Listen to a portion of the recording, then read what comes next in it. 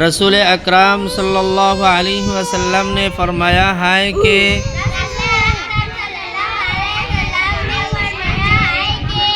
रसूलुल्लाह सल्लल्लाहु अलैहि वसल्लम বলেছেন যে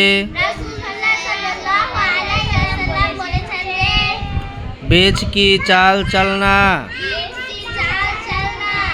মানে মাঝামাঝি চলা বুঝছেন মানে কি রে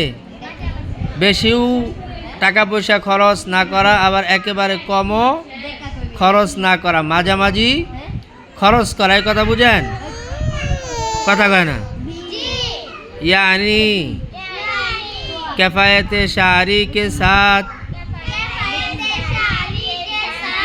मितब्बेर साथे ज़रूरत के मौक़ू पर खर्च करना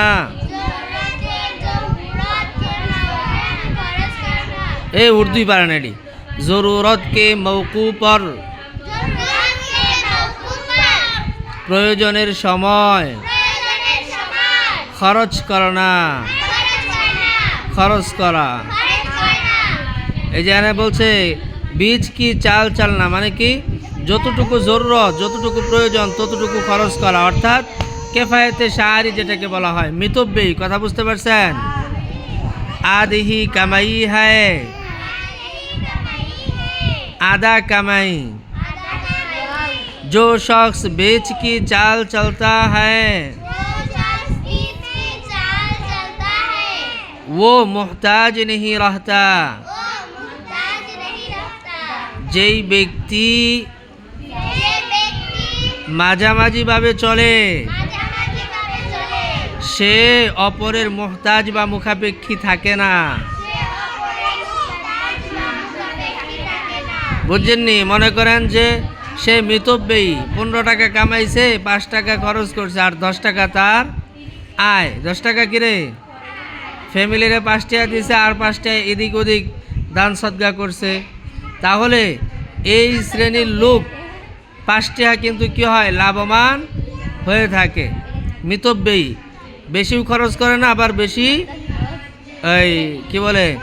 কিপটামিও করে না বুঝছেন নি এক আবার হাদিস হয় কি একটি এমন হাদিস রয়েছে যে অথবা অন্য আরো একটি হাদিস রয়েছে যে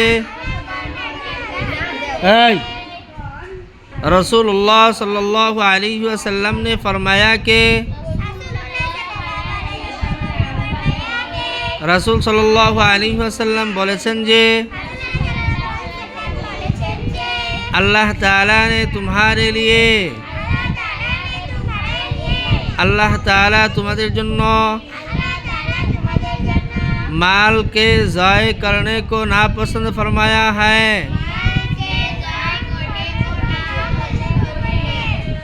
धन सम्पद विनष्ट कराके अपछंद करें जय करने का मतलब विनष्ट करा द्वारा उद्देश्य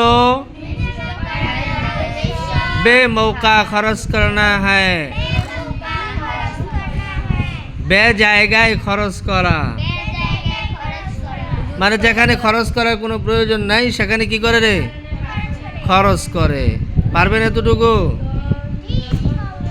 ওকে